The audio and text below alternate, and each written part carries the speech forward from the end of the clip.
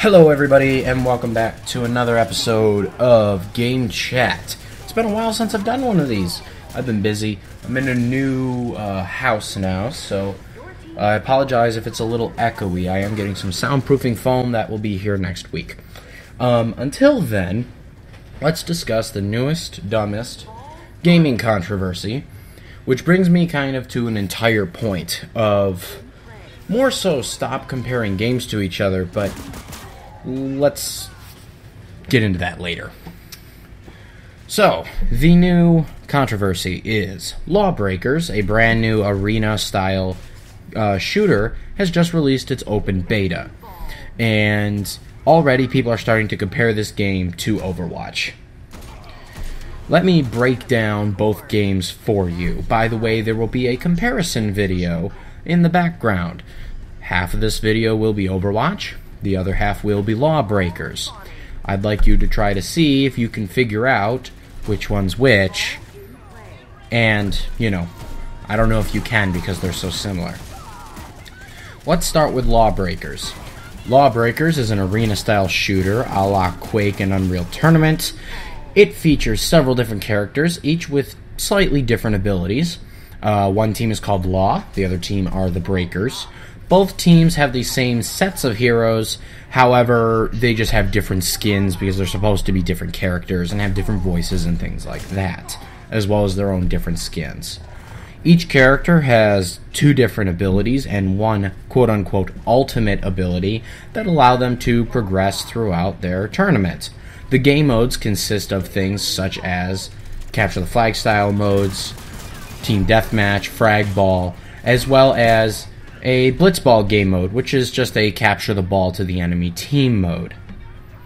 Overwatch is a team-based hero shooter in the arena genre, I guess, if by modern standards, which I will also get into later. It features 6-on-6 action and features neutral game modes or one-sided game modes, such as point control, payload push, or zone capture. Each hero on each team is the same, and you pick heroes based on each other's counters. Now, if you had never played either of those games or never seen them, you may think they sound sort of similar. And if you break anything down to its bare-bone components, things are going to sound similar. But let's get more into the specifics of each game. Let's start with Lawbreakers. Lawbreakers is a classic arena shooter. Now, let's talk about what that means, as the definition of an arena shooter has changed over the past 5 to 10 years. Back in the 90s and early 2000s, arena shooters were their own brand of game. This is why so many people nowadays are saying that Lawbreakers and, Quake Champions and things feels like old Quake and Unreal Tournament, and that's because it was its own genre.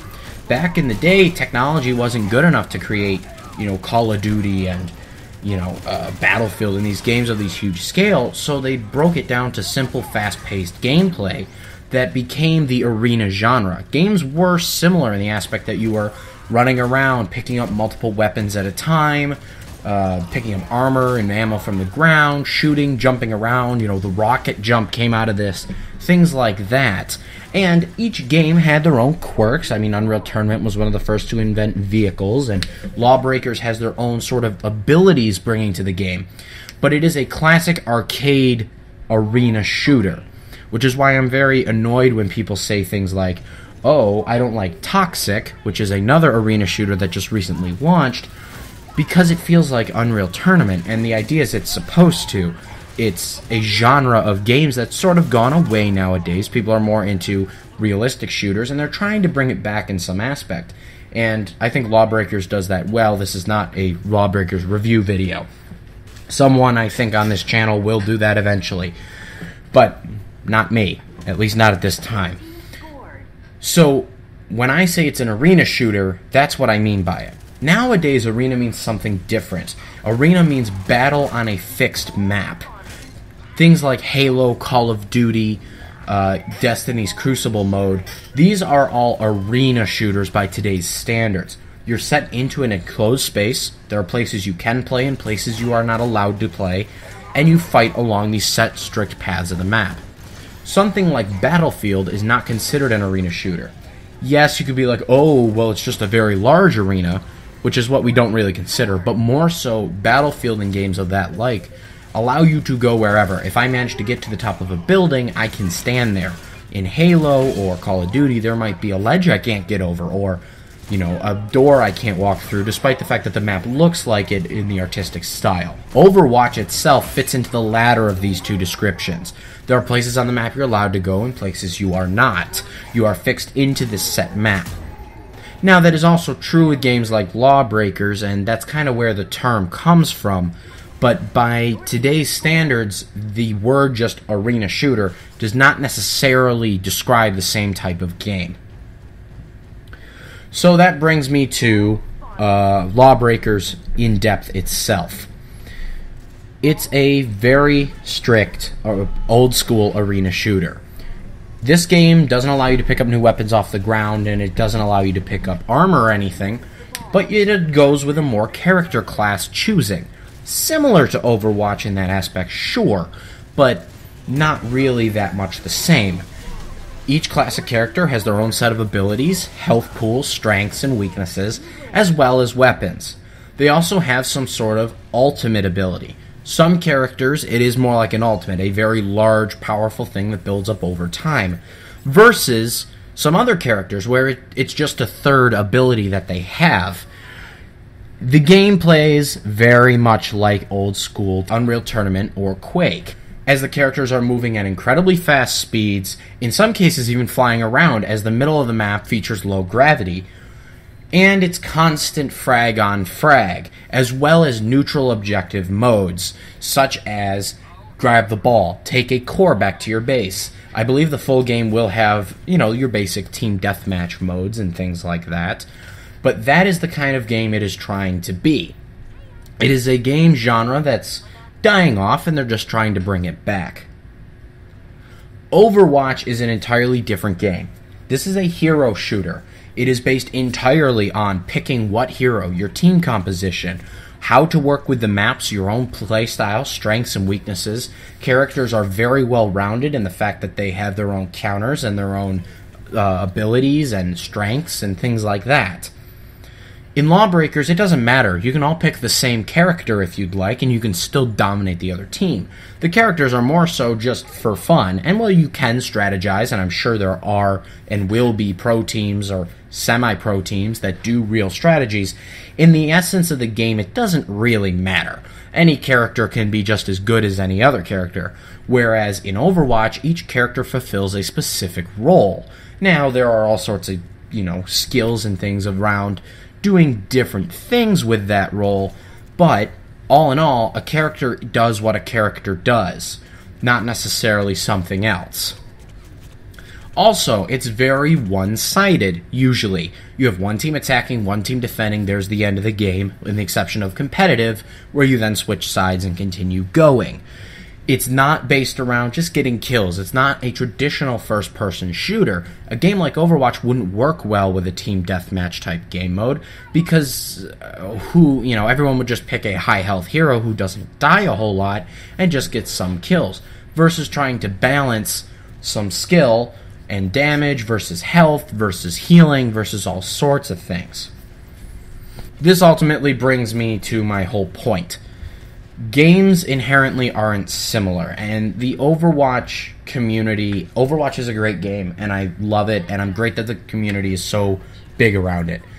But every game that comes out that's even remotely similar is compared as a copy of Overwatch. And it's happened several times. Paladins, those Chinese ripoffs,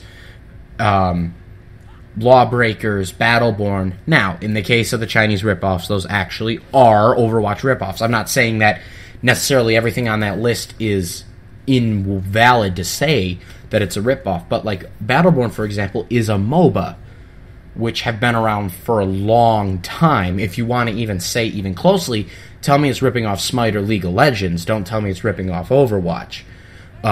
It's not doing either of those things, but if you're going to make that comparison. And if you want to play this card, then I can tell you Overwatch is a ripoff of Team Fortress and MOBAs in general. Team Fortress kind of pushed forward the whole team and hero shooter genre with even the exact same game modes: control capture, payload push, zone capture modes, things like that, as well as using abilities from games like MOBAs. Team Fortress 2 doesn't have ultimate abilities, but pretty much every single MOBA does, and things like that. And that's not to say that that's bad. No one said you can't borrow aspects from other games. You know, Team Fortress was the first game to do that. That doesn't mean they didn't draw inspiration from other games. You know, everyone compares Zombies mode in Call of Duty to each other, like, oh, Infinite Warfare Zombies is just a ripoff of Treyarch Zombies, which is a ripoff of a Flash game, if you want to start playing those cards. So just let games be games. You know, if you really think a game is similar, like, I could see the argument for Paladins, and I'm not going to get into that in this video. Not only is it for another video, but that controversy is long since past. I can see that argument because it's similar gameplay with similar heroes, sometimes too similar. But Lawbreakers is entirely nothing like Overwatch and doesn't even play similarly. And if I were to break down any video game, I could make comparisons. Oh, Battlefield is a game where you play as a soldier and you can aim down sights and you shoot enemy teams. Call of Duty is a game where you play as a soldier and you aim down sight and you shoot enemy teams. But anyone who's played both those games would know they're nothing alike. So, you know, I can make that comparison with anything. You know, I could say GTA is a game where you get into a car and you drive really fast and race other players. Forza Horizon 3 is a game where you get into a car and drive really fast and race other players. Those games aren't even in the same genre, but I can make that comparison. So my whole point is just, games aren't automatically similar because they share a few aspects with each other.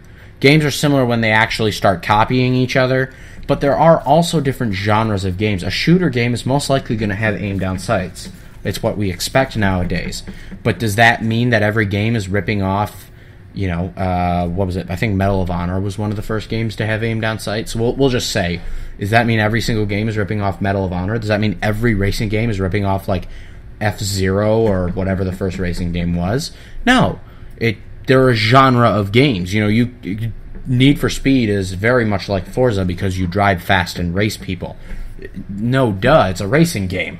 You know, Need for Speed would be similar to Forza if you were upgrading your cars and, you know, or if Forza, the cops suddenly came after you every 2 seconds and all this crazy stuff. Anyway, that's it for me. Thank you all for watching, and I'll see y'all later. Bye.